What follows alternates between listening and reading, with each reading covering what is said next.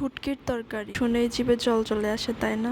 আমারও অনেক পছন্দের, কিন্তু কখনো রান্না করিনি বলতে কখনো রান্না করতে পারতাম না। তো বিয়ের পর আজকে প্রথম রান্না, তাও আবার সেটা নাকি বিয়ের বছর খানিক পরে। বিয়ের পর কত কিছু যে করা লাগে, নতুন কত কিছু যে শিখা লাগে। পারি না বলে এই ডিকশনারিতে কোনো শব্দ থাকতে পারবে না, সব পারতে হবে, সব জানতে হবে, তা না হলে লোক কি বলবে? নেকা, বাপের বাড়ি থেকে কিছু শিখে আসোনি? মা বাবা তোমাকে কিছু শিখায়নি? মেয়েরা পানির মতোই, যে পাত্রে রাখবেন সেই পাত্রে আকার ধারণ করবে। এটা বাটিতে হোক, পাতিলে হোক বা জগে মগে যেখানেই রাখে, মেয়েরাও সময় এবং অবস্থা বুঝে সেভাবেই পরিবর্তন হতে পারে। কত মেয়ে যে ভাত রান্না করতে গিয়ে হাত পুড়িয়ে ফেলেছে তার হিসেব নেই, অথচ বাবার বাড়িতে ভাত হাত দিয়েই খেত না। এটা আসলে কষ্টের কিছু না বা খারাপ লাগারও কিছু না, নিজে নিজে করতে পারাটা আনন্দের বিষয়। রান্নাটা আমার আগে ভালো না লাগলেও এখন করতে ভালোই লাগে।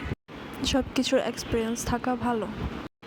তো যাই হোক, আমি আমার মতো করে করছি, জানি না কতটুকু ভালো হবে। প্রথম রান্না, যদি ভুল হয় তাহলে কমেন্ট বক্সে প্লিজ বলে দিবেন অন্য কিভাবে করলে এই তরকারিটা আরও অনেক মজা হতো, বা কোন কোন অঞ্চলে এটা কিভাবে রান্না করে সেটাও বলে দিবেন। নেক্সট টাইম আমি বেটার করার চেষ্টা করব। যাই হোক, আমি আমার মতো রান্না করার পরেও আমার জামাই যে খেতে পারে সেটাই অনেক, আলহামদুলিল্লাহ। এই 5-6 দিনে এতটাও খারাপ রান্না করিনি, আলহামদুলিল্লাহ যথেষ্ট ভালো হয়েছে। শুটকি সব মেয়েদেরই প্রিয়, হয়তোবা অনেকে আবার খেতে পারে না বা এটার ঘ্রাণ নিতে পারে না, কিন্তু যাদের যাদের প্রিয় তারা বুঝবেন যে এই শুটকি খাওয়ার যে কি মজা। এটা নিয়ে নাক ছিটকানোর কিছু নাই, কারোর প্রিয় নাও হতে পারে। কথা বলতে বলতে আমার রান্নাই শেষ হয়ে গেল। যাই হোক, কেমন হয়েছে সেটা জানাতে ভুলবেন না।